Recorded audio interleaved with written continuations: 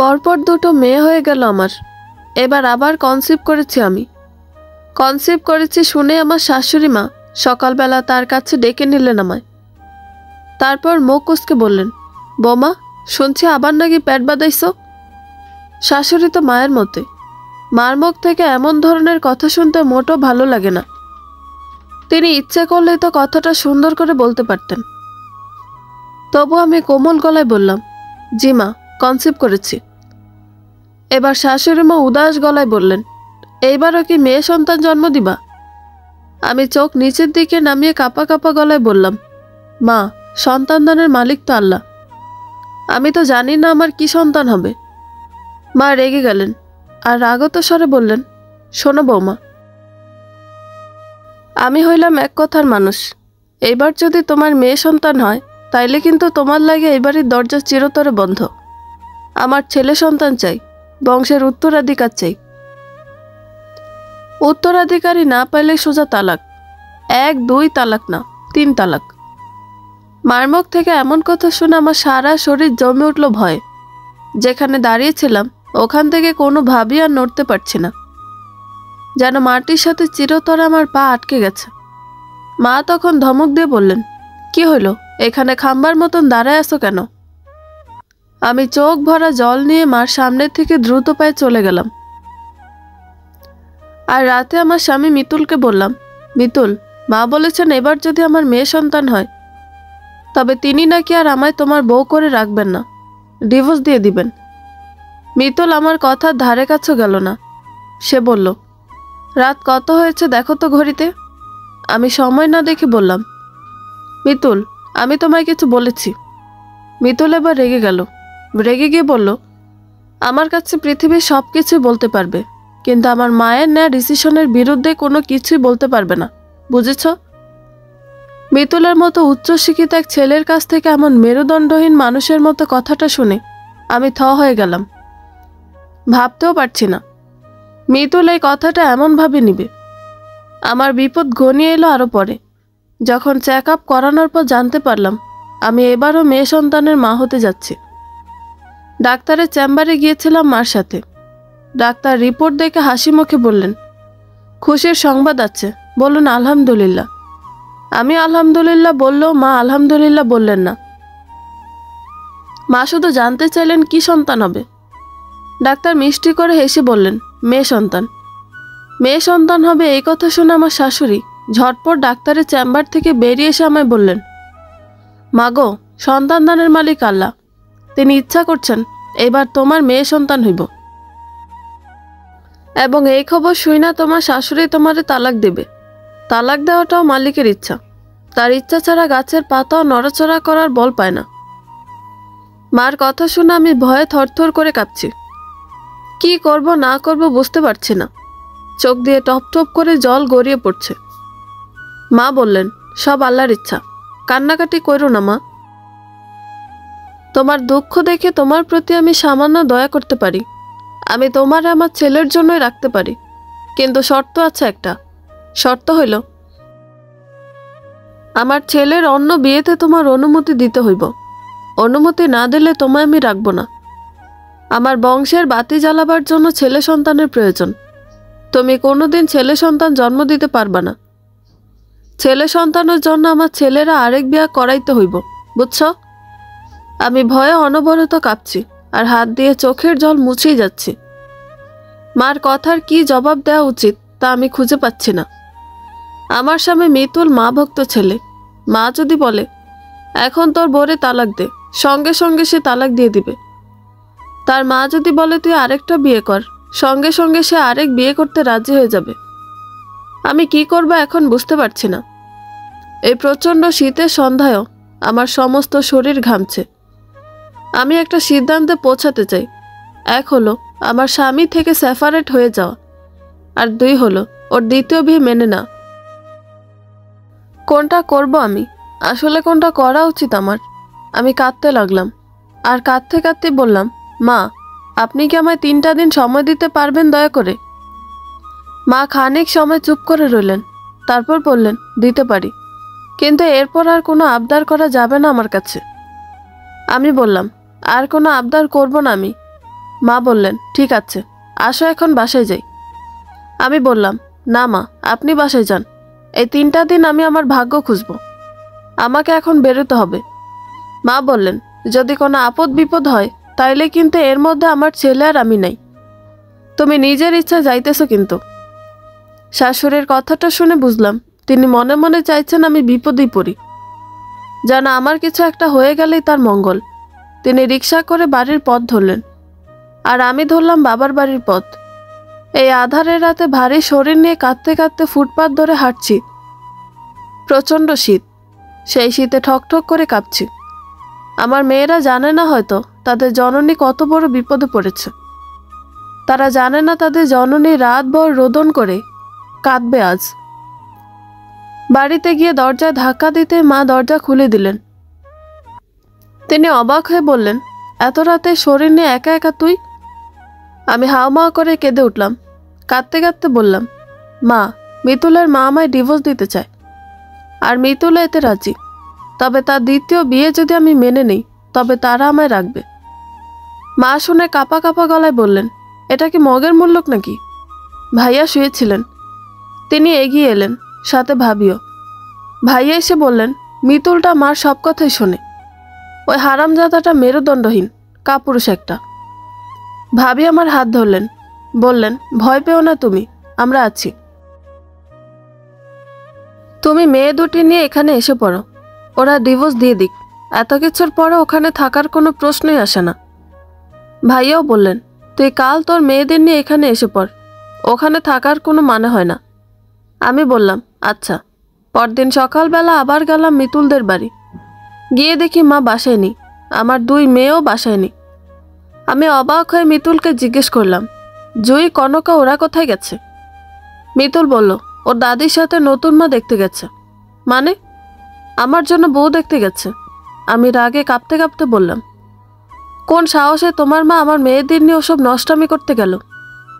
মিতুল স্যাত করে উঠল সঙ্গে সঙ্গে আর বলল, মেয়েগুলো কি তোর নাকি রে? আমি বললাম, হ্যাঁ আমার। এই মেয়েদের জন্যই তুমি আমায় ডিভোর্স দিচ্ছ। মিতুল বলল, এই মেয়েদের জন্য তোকে ডিভোর্স দিচ্ছি না, তোকে ডিভোর্স দিচ্ছি তোর শুধু মেয়ে সন্তান হয় এই দোষের কারণে। দোষটা আমার নয়, দোষটা তোমার। মিতুল খ্যাক করে হেসে উঠল, হেসে বলল, নতুন বউটা আসুক শুধু, দেখবি বছর বছর ছেলে সন্তান দিবে, তখন বুঝবি দোষটা কার ছিল। আমি মিতুলের মুখের দিকে তাকিয়ে রইলাম আর অবাক হয়ে ভাবতে লাগলাম, এই ছেলে নাকি আবার উচ্চশিক্ষায় শিক্ষিত ছেলে। জুই আর কনকাকে নিয়ে ও দাদি ফিরে এসেছে। ওরা এসে আমার কাছে বলল, মা, বাবা আরেকটা বিয়ে করবে, খুব মজা হবে তাই না? আমি ওদের কাছে টেনে নিলাম আর ওদের মাথায় হাত বুলিয়ে দিয়ে ভাবতে লাগলাম, আহারে আমার অবশ সন্তানেরা, ছোট মানুষ, বাস্তবতা বিষয়টা ওরা বোঝে না। আমাকে ওদের আদর করতে দেখে মিতুলের মা এসে বলল, মেয়েদের কাছে ফিসফিস করে কি কথা লাগাচ্ছ? দাদি আর বাপের কাছ থেকে ওদের কেড়ে নিতে চাও? আমি বললাম, আমার সন্তান আমি তো সাথেই নিয়ে যাব, এতে ফিসফাসের কি আছে এখানে? মিতুলের মা মুখ ভেঙচে বললেন, বাপের বেটি হলে নিয়ে যাস দেখি, তোর ঠ্যাং যদি তখন না ভাঙি আমি এক বাপের পয়দা না। মিতুলের মা কিছুতেই মেয়েদের আটকে রাখতে পারলেন না, তিনি জোর জবরদস্তি করলেন, মেয়েদের ঝাপটে ধরে রাখতে চাইলেন, কিন্তু পারলেন না। মেয়েরা তার হাতে চিমটি কেটে কামড়ে ধরে ছুটে এলো আর চিৎকার করে বলতে লাগলো, আমরা মায়ের সাথে যাব, এখানে থাকবো না, কিছুতেই থাকবো না। তুমি একটা পচা দাদু, সারাদিন শুধু মায়ের নামে পচা পচা কথা বলো, তোমায় আমরা ঘেন্না করি। মেয়েরা আমার সাথে তার মামার বাড়িতে চলে এলো। ওর দাদি শেষবেলায় বলে দিল শুধু, দেখা নিব আমি তোরে, আর তুই যে মেয়েদের নিয়ে কিভাবে চলবি তা ভালো করে জানি, নটিগিরি ছাড়া বাদ জুটব না কপালে। আমার আদরের নাতনিগুলারও তোর মতো নটি বানাবি রে হারামজাদি। এই নষ্ট মহিলা নষ্ট কথা শোনার ইচ্ছে আমার নাই। তাই ওখানে দাঁড়িয়ে না থেকে আমি চুপচাপ একটা রিক্সা করে মেয়েদের নিয়ে বাবার বাড়ি চলে এলাম।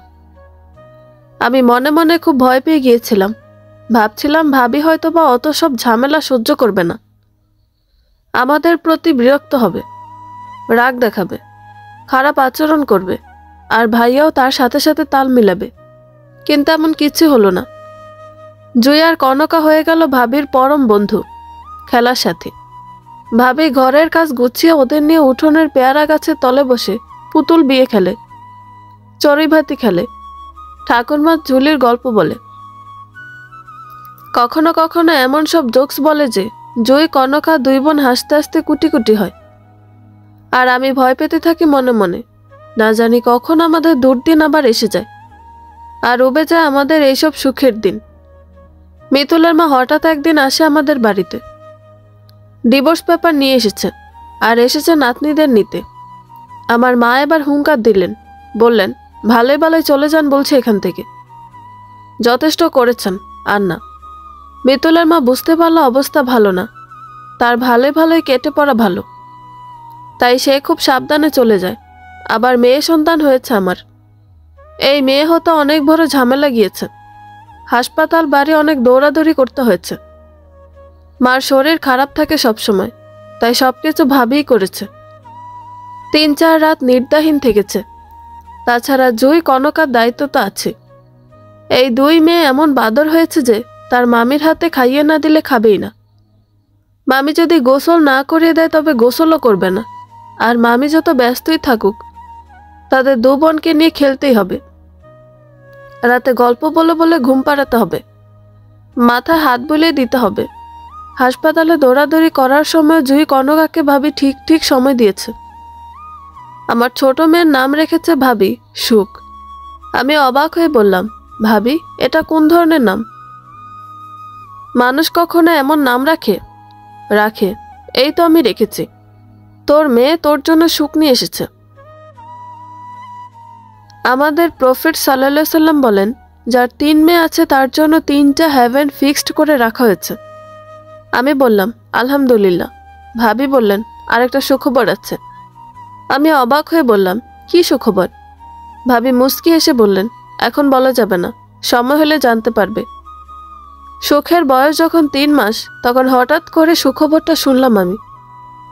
ভাবির এক চাচাতো ভাই, যিনি কুষ্টিয়া ইসলামী বিশ্ববিদ্যালয়ে সদ্য জয়েন করা লেকচারার, তিনি এখনো বিয়ে করেননি।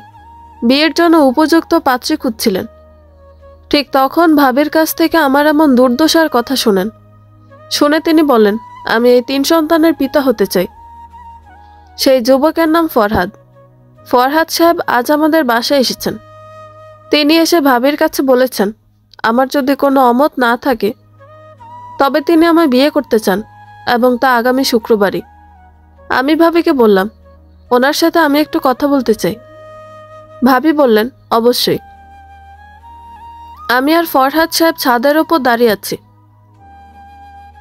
মাথার ওপর স্বচ্ছ নীল আকাশ, সেই আকাশে এক ফালি রোদ চকচক করছে।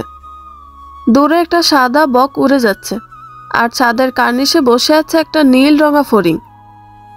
চারদিকে চোখ বুলিয়ে নিয়ে এবার আমি তাকালাম ফরহাদ সাহেবের দিকে। তাকিয়ে ভীষণ অবাক হলাম।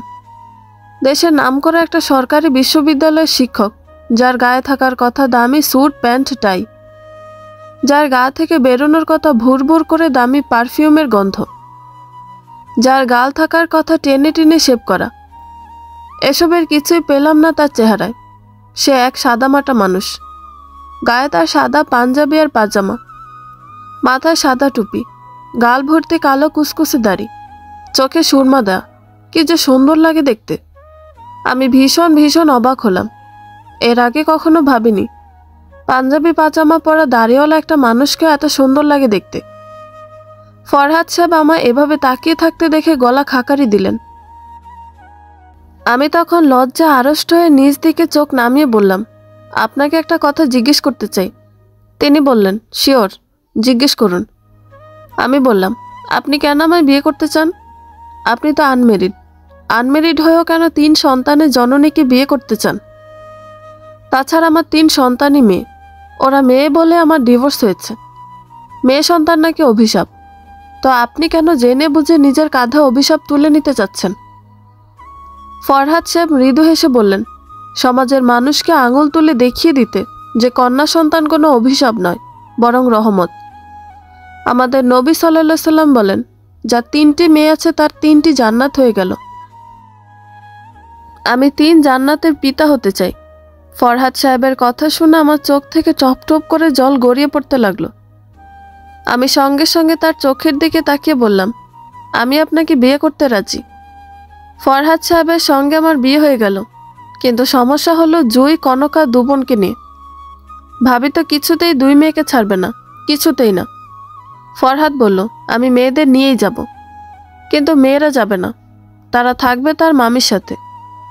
অবশেষে একটা বন্দোবস্ত হলো, মেয়েরা তার মামির কাছেই থাকবে, কিন্তু ওদের ভরণ পোষণের সব খরচা দেবে ফরহাদ। ভাবির আর উপায় নেই, তাকে অগত্যা রাজি হতেই হলো। দুটো গুরুত্বপূর্ণ সংবাদ। সুসংবাদ এক, বিয়ের 3 বছর পর আমার এক সন্তান হলো। সেই সন্তান ছেলে। ছেলের নাম তার বাবা রেখেছে আব্দুল্লাহ। ছেলের চেহারা তার বাবার মতোই। সুখ তার নতুন ভাই পেয়ে মহা খুশি। সে তার ভাইকে সারা দিন কোলে নিয়ে বসে থাকে। সংবাদ 2, মিতুল যে নতুন বিয়ে করেছিল সেই স্ত্রীর ঘর থেকেও এক সন্তান হয়েছে, মেয়ে সন্তান। মিতুলের মা নাকি সেই স্ত্রীকে তালাক দেওয়ার সিদ্ধান্ত নিয়েছে। বন্ধুরা, গল্পটি ভালো লেগে থাকলে একটা লাইক করে দিবেন এবং গল্প সম্পর্কে কোনো মতামত জানানোর থাকলে কমেন্ট করতে পারেন। নতুন নতুন আরো গল্প শোনার জন্য চ্যানেলটি সাবস্ক্রাইব করে পাশেই থাকবেন। ধন্যবাদ সবাইকে, ভালো থাকবেন।